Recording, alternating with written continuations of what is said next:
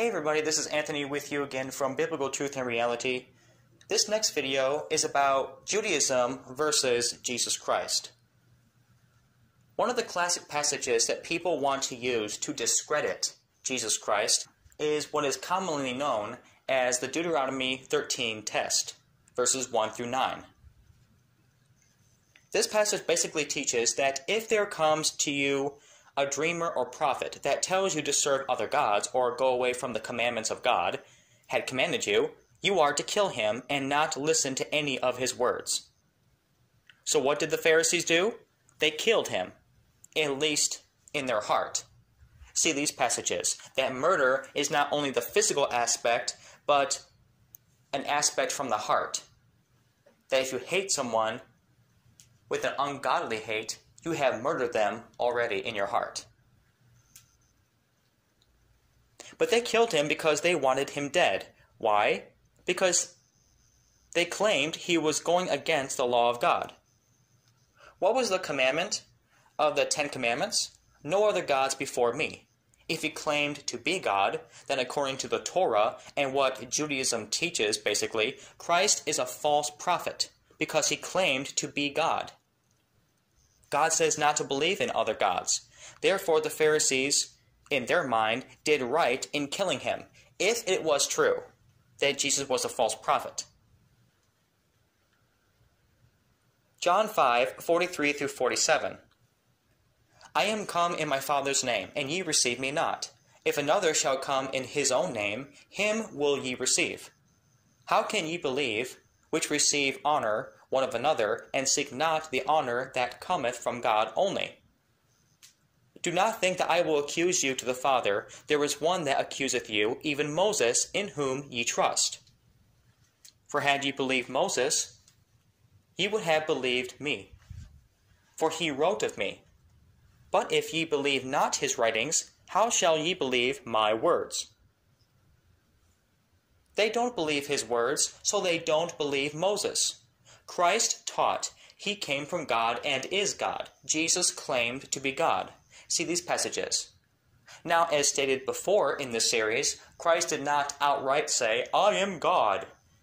He used Old Testament terminology to reveal that to his own people, at least chosen people, at the first, the Jews, which rejected him.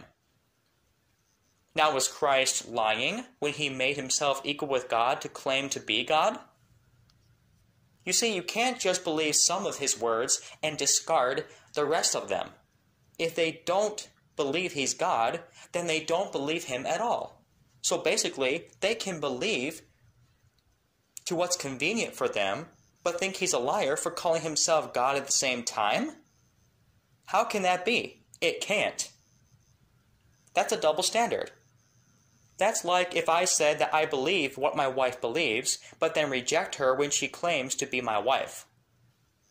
How does that work? We're talking about Christ, the Messiah. If he lied just one time when he taught that he's God, why would I take him seriously for anything else he said? I wouldn't. Deuteronomy 18, verses 15 through 19, shows that God said he would raise up a prophet, and they shall hearken unto him. And anyone who doesn't, it will be required of him. See all these passages. The word fulfilled is found 39 times in the Gospels alone. Just an accident? How many books in the Old Testament? 39. Wow. How can he not be God and the Messiah? Let's give a statistical improbability. Probably more than 300 prophecies were completed or fulfilled in the life of Jesus Christ, such as his birthplace, lineage, and execution could not have been accidentally fulfilled by anybody.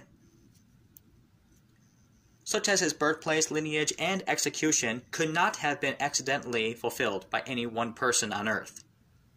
In the book Science Speaks, authors Peter Stoner and Robert Newman give statistically a probability of one man, whether accidentally or deliberately, fulfilling just 8 of these prophecies. The chance of this happening is 1 in a trillion, probably more. Stoner gives an illustration that helps such odds. An illustration. Suppose we take these many silver dollars, 10 to the 7th power, and lay them on the face of Texas. They will cover all of the state 2 feet deep. Now mark one of these silver dollars and stir the whole mass thoroughly all over the state. Blindfold a man and tell him that he can travel as far as he wishes, but he must pick up one silver dollar and say that this is the right one. What chance would he have of getting the right one? Just the same chances as the prophets would have had of writing these 8 prophecies and having them all come true in any one man, from their day to the present time, providing they wrote using their own wisdom. The mathematical improbability of 300 or just 44 or even just 8 fulfilled prophecies of Jesus stands as evidence to his messiahship. So to those who believe in Judaism, look up these passages and see what are the odds of one sinful man on earth fulfilling all these prophecies or just 8.